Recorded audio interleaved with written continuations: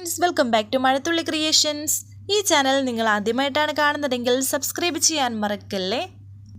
ഇട്ടിമാണി വക്കീൽ മീനാക്ഷിക്ക് വളരെ നിസ്സാരമായി തന്നെ കോടതിയിൽ നിന്നും ജാമ്യം നേടിക്കൊടുക്കുകയാണ്. അതിനുവേണ്ടി അദ്ദേഹം വളരെ വ്യക്തമായ പോയിന്റുകളാണ് ഉപയോഗിച്ചിരിക്കുന്നത്. അദ്ദേഹം പറയുന്നത് കേട്ടിട്ട് എന്താണ് മേഡത്തിന് പറയാനുള്ളത് എന്ന് പോലും അറിയാത്തൊരവസ്ഥയിലാണ്. ബാലന്റെ കേസിൽ പുതിയൊരു അന്വേഷണത്തിന് കോടതി ഉത്തരവിടണമെന്നും അദ്ദേഹം അപേക്ഷിക്കുന്നുണ്ട്. എന്തായാലും തൽക്കാലം ജാമ്യം കൊടുക്കുകയാണ്. പക്ഷേ ഈ കോടതിയും ഞാനും ഇവിടെ തന്നെ ഉണ്ടാകുമെന്നും മേഡം പറയുന്നുണ്ട്. വളരെ സന്തോഷത്തോടെ മീനാക്ഷി കാർത്തിയും നിൽക്കുന്നുണ്ട്. ദൈവത്തോട് നന്ദി പറയുകയാണ് രാജലക്ഷ്മി. എന്നാൽ ദേവരാജനും അവന്തികയും വളരെ ദേഷ്യത്തോടെ ഇരിക്കുന്നു. അതുപോലെ തന്നെ സഹിറ IPSും. അങ്ങനെ വാദമൊക്കെ കഴിഞ്ഞിട്ട് പുറത്തിറങ്ങിയ സമയം ഇട്ടിമാണി വക്കീലും രാജലക്ഷ്മിയും തമ്മിൽ കാണുന്നു. അവരുടെ ആ ഒരു ബന്ധം പുതുക്കുകയും ചെയ്യുന്നു. ഇതിൻ്റെ ഫീസായിട്ട് എന്താണ് വേണ്ടതെന്ന് ചോദിക്കുമ്പോൾ മറ്റൊന്നും വേണ്ട, എൻ്റെ ഭാര്യയുടെ പിറന്നാളിന് ഒരു സാരി മേഡത്തിൻ്റെ കൈകൊണ്ട് ഡിസൈൻ ചെയ്ത് കൊടുത്താൽ മതി എന്ന് ഇട്ടിമാണി രാജലക്ഷ്മിയോട് പറയുന്നുണ്ട്. എന്നാൽ ഡിസൈൻ ചെയ്ത് കൊടുക്കുക മാത്രമല്ല, ഞാൻ നേരിട്ട് തന്നെ കൊണ്ടുവന്ന് തരുമെന്നും രാജലക്ഷ്മി അദ്ദേഹത്തോട് പറയുന്നു. അങ്ങനെ എല്ലാവരും നന്ദി പറഞ്ഞതിന് ശേഷം അദ്ദേഹം അവിടെ നിന്ന് പോകുന്നുണ്ട്. തുടർന്ന് മീനാക്ഷിയും അർച്ചനയും അവിടെ ഇങ്ങനെ നിൽക്കുകയായിരുന്നു. ആ സമയത്താണ് മീനാക്ഷിയുടെ കുഞ്ഞിനെ കൊണ്ടുപോയ ആളും അർച്ചനയുടെ കുഞ്ഞിനെ കൊണ്ടുപോയ ആളിനെയും അവിടെ വെച്ച് കാണുന്നത്. അതേ വാഹനവും കാണുന്നു. പെട്ടെന്ന് തന്നെ അർച്ചന മീനാക്ഷിയും കൂട്ടി അങ്ങോട്ടേക്ക് പോകുന്നുണ്ട്. ആ വണ്ടി കണ്ടതും പെട്ടെന്ന് ഓർമ്മ വരികയാണ്. ഇതേ സമയം അവിടെ കണ്ട ഒരു സ്കൂട്ടറിൽ കയറി അയാൾ പോയ ആ വണ്ടിയുടെ പിറകെ തന്നെ ഇവരും പോകുന്നു.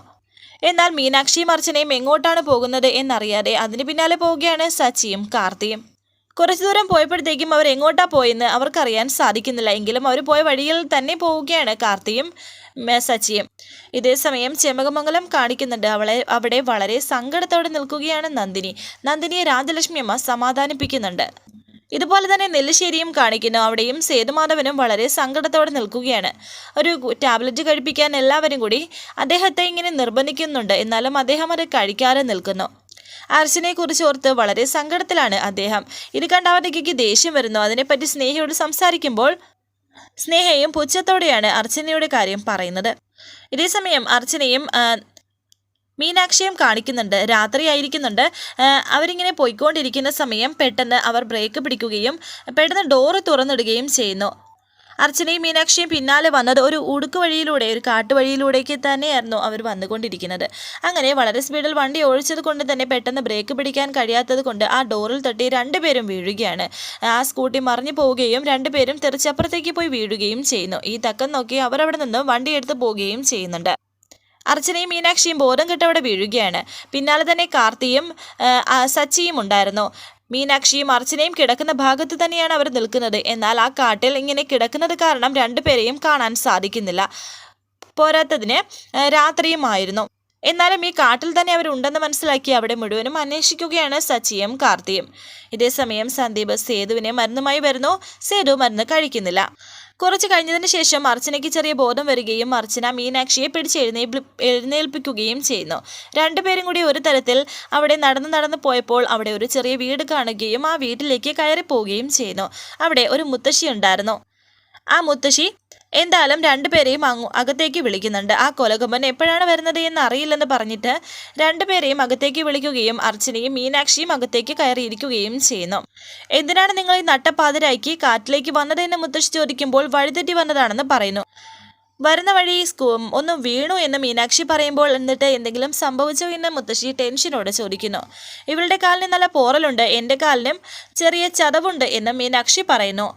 സാരമില്ല, ഇത് കണ്ണടച്ച് തുറക്കുന്നതിന് മുമ്പേ മാറിക്കോളും, അതിനുള്ള മരുന്ന് എൻ്റെ അടുത്തുണ്ട്, ഞാൻ പുരട്ടിത്തരാം എന്ന് പറഞ്ഞ് മരുന്ന് പറിക്കാനായി പോവുകയാണ് മുത്തശ്ശി.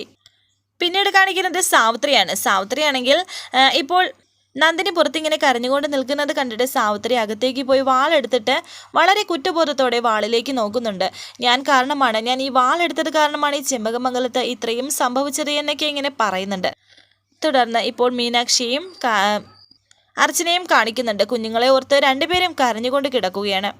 ശേഷം കാണിക്കുന്നത് കുറെ കഴിഞ്ഞു. ഇപ്പോൾ നേരം വെളുത്തിരിക്കുന്നുണ്ട്.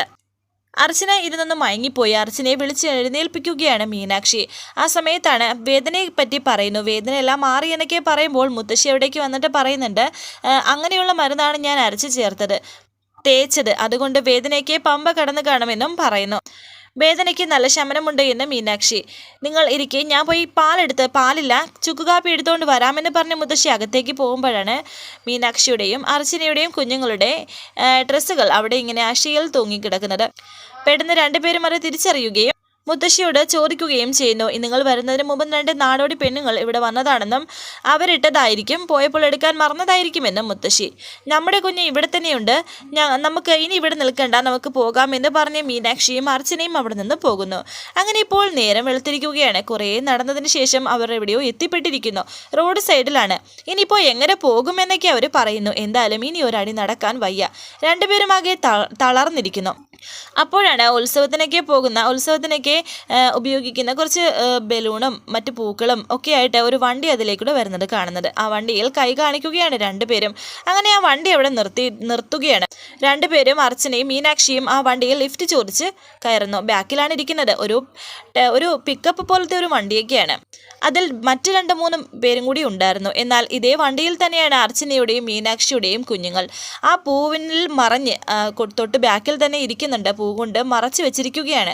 പക്ഷേ തൻ്റെ കുഞ്ഞുങ്ങൾ ഇതിലുണ്ട് എന്നുള്ള കാര്യം മീനാക്ഷിക്കും അർച്ചനയ്ക്കും അറിയില്ല. രണ്ടുപേരും അതിൽ പോകുന്നു.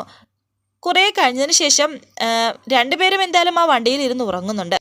ഇപ്പോൾ ഉത്സവം നടക്കുന്ന സ്ഥലത്തേക്ക് എത്തിയിരിക്കുന്നുണ്ട്. രണ്ടുപേരും വണ്ടിയിൽ നിന്നും പുറത്തിറങ്ങുന്നു.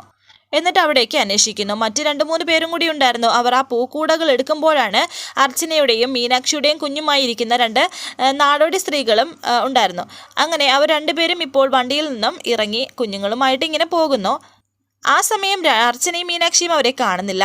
പിന്നെ കുഞ്ഞുങ്ങളെ അന്വേഷിച്ച് അവിടെയൊക്കെ അലഞ്ഞു തിരിഞ്ഞ് നടക്കുന്നുണ്ട്.